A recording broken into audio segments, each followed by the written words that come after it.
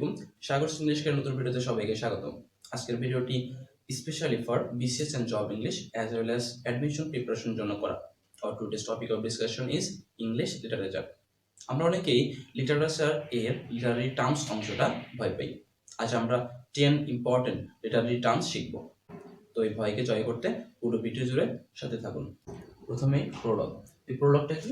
Beginning speech of a play or movie that introduces it, অর্থাৎ নাটক, cinema বা গল্পের সূচনাকারী অংশ। আমরা সাধারণত যে নাটক, সিনেমা বা প্লে দেখি সেগুলোর যে সূচনাকারী অংশটা থাকে সেটা হচ্ছে অ্যাকচুয়ালি প্রোলগ। তো আমরা অনেক সময় দেখি কি যে একটা সিনেমা বা নাটকে ইন্ট্রো দেওয়া থাকে যে কার পরিচয় কি, কার স্বভাব কি। তো এই ইন্ট্রোটাই কিন্তু one kind of Prolog. Number 2, epilogue. এপিলগটা কি? Ending speech of a play or movie intended to viewers, অর্থাৎ দর্শকের উদ্দেশ্যে অভিনেতার বিশেষ সমকালীন বক্তব্য। আমরা অনেক সময় দেখি যে দর্শকের উদ্দেশ্যে অভিনেতা একদম সিনেমা বা নাটকের লাস্টে যে কিছু কথা বলে, তো সেইগুলো কিন্তু ওয়ান কাইন্ড অফ এপিলগ। প্রথম হিসেবে বলতে পারি আমরা যারা আদালত দেখি, আদালতের লাস্টে কেডি পাঠক কিন্তু দর্শকের উদ্দেশ্যে কিছু কথা বলেন, ওইটাই কিন্তু one kind of epilogue.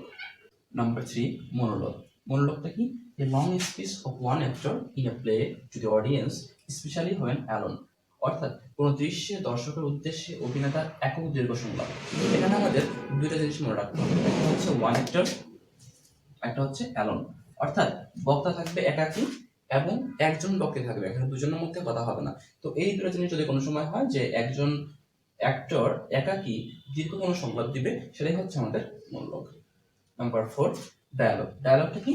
Conversation between two character, অর্থাৎ দুজনের মধ্যকার কথোপকথন। আমরা কিন্তু 9-10 যখন ডায়ালগ শিখে আসছি তখনও কিন্তু দুজনের মধ্যে কথা হতো। তো আমাদের একটা জিনিস মনে রাখতে হবে ডায়ালগের ক্ষেত্রে, সেটা হচ্ছে between two characters. Number 5, soliloquy। তো এই soliloquy-টা কি? A character talks with himself and reveals loudly his inner thoughts and motives, অর্থাৎ মঞ্চে একা থাকা অবস্থায় মনের ভিতরের উত্তেজনা ও ভাবনা জোরে করে প্রকাশ করা, এটাই হচ্ছে soliloquy। হ্যামলেটের বিখ্যাত একটা উক্তি আছে, to be or not to be, that is the question. এই উক্তিটা হচ্ছে soliloquy সবথেকে বড় উদাহরণ। তো আমরা এখানে soliloquy পরীক্ষায় করার জন্য কয়েকটা জিনিস মনে রাখতে হবে। প্রথম কথাটা হচ্ছে টক্স উইথ হিমসেলফ, অর্থাৎ soliloquy-তে নিজের সঙ্গে কথা বলা হয়, এবং তারপরের কথাটা হচ্ছে ইনার থটস অ্যান্ড মোটিভস। সাধারণত এখানে ইনার থটস অ্যান্ড মোটিভস গুলো প্রকাশ পায়। Number 6, aside. অ্যাসাইডটা হচ্ছে দর্শকদের উদ্দেশ্যে কোনো গোপন রহস্য বা অভিনেতার মত প্রকাশ করা। মনে হচ্ছে যে soliloquy আর অ্যাসাইড একই, অ্যাকচুয়ালি এদের মধ্যে পার্থক্য খুব সামান্য। সেটা হচ্ছে অ্যাসাইডটা হচ্ছে শর্ট স্পিচ, যেখানে soliloquy-টা হচ্ছে কম্পারেটিভলি লং স্পিচ। তোমরা কি বুঝতে পারলাম?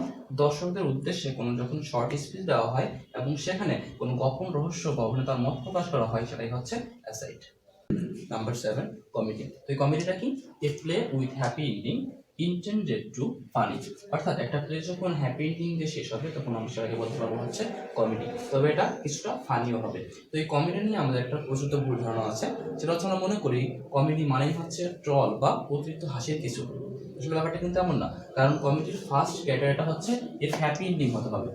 হ্যাপি এন্ডিং মানেই হচ্ছে অতিরিক্ত হাসা বা ট্রল টাইপের কিছু না, তবে কিছুটা ফান হয়ে থাকবে। তো আমরা কিছু এক্সাম্পল দেখে নিব।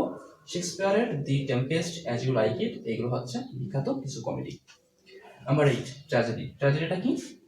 এ play with sad ending, generally the hero dies, অর্থাৎ সাধারণত যদি কোনো প্লে স্যাড এন্ডিং দিয়ে শেষ হয় আমরা সেটাকে বলবো হচ্ছে ট্র্যাজেডি। তো দেখা যায় যে সাধারণত এখানে যে হিরো থাকে বা সেন্ট্রাল যে ফিগার থাকে তিনি মারা যান।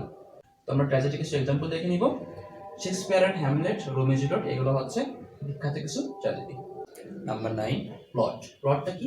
এ series of events that make up the story of a play or movie. তো আমাদের মেইনলি মনে রাখতে হবে এই সিরিজ অফ ইভেন্ট। প্লটটা কি? প্লটটা হচ্ছে একটা সিরিজ অফ ইভেন্টস, তবে এটা 5টা পার্ট নিয়ে গঠিত, এটা আমাদের জানতে হবে। প্রথমটা হচ্ছে দি বিগিনিং, তারপর ইন্ট্রোডাকশন টু দি প্রবলেম, তারপর ক্লাইম্যাক্স, তারপর ফাইনাল অ্যাকশন, এবং লাস্টে হচ্ছে দি এন্ডিং। তার মানে কি হয়, একটা প্লে বা মুভি শুরু হয়, তারপর একটা প্রবলেম শুরু হয়, তারপর ক্লাইম্যাক্স মানে টার্নিং পয়েন্ট আসে বা একটা উত্তেজনাকার পরিবেশ আসে, তারপর ফাইনাল অ্যাকশন মানে হচ্ছে ওই যে উত্তেজনাটা সেটা কমে যায়, এবং লাস্টে হচ্ছে দি এন্ডিং, অর্থাৎ লাস্টে শেষ হয়ে যায়।